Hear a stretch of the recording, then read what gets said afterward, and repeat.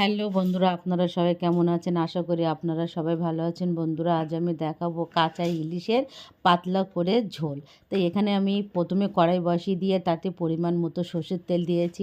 তোমরা চাইলে সাদা তেলে ইউজ করতে পারো। আর ওই তেল গরম হয়ে গেলে ওখানে আমি 1 চামচ কালো জিরে দিয়েছি আর একটা মিডিয়াম সাইজের পেঁয়াজ কুচি দিয়েছি। পেঁয়াজ কুচিটা একটু লাল লাল হয়ে গেলে দেখুন আমি এভাবে একটু খুন্তি সাইজে নাড়িয়ে নিচ্ছি। অল্প একটু লাল লাল হয়ে গেলে দেখুন যে মাছটা আমি নিয়েছিলাম ইলিশ মাছ মিডিয়াম সাইজের, খুব একটা বড় ছিল না বা খুব ছোটও ছিল না, মিডিয়াম সাইজের আমি এতে রিং রিং পিস করে কেটে নিয়েছি। এবার মাছগুলো এক এক ওর ভিতরে দিয়ে দিয়েছে। দেখুন মাছের যে তেল ছিল তেলটা ওর মধ্যে দিয়ে দিয়েছি।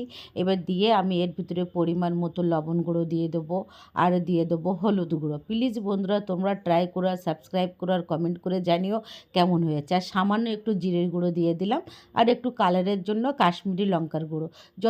আর এখানে দিয়ে দিলাম পরিমাণ মতো জল। তোমরা যত ইলিশ মাছ কম মশলা দিয়ে রান্না করবে টেস্টটাই কিন্তু তত ভালো হবে।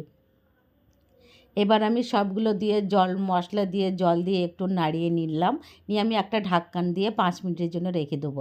আর ইলিশ মাছে তুমি যত কম মশলা দেবে ততই কিন্তু ভালো লাগে। আর এটা পদ্মারি ইলিশ আর এটা কালো জিরে দিয়ে কাঁচা আমি ঝোল করলাম। এবার 5 মিনিট পরে ঢাকনা দিয়ে তুলে কাঁচা লঙ্কা দিয়ে দিলাম 4-5টা আর ওপর দিয়ে একটু কাঁচা সর্ষের তেল ছড়িয়ে দিলাম।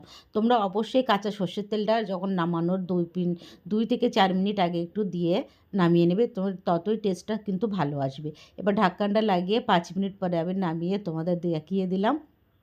দেখুন কি সুন্দর ফুটছে আর গন্ধটাও খুব ভালো এসেছিলো। তোমরা গরম ভাতের সঙ্গে ট্রাই করো আর সাবস্ক্রাইব করো আর কমেন্ট করে জানিও কেমন হয়েছে। থ্যাংক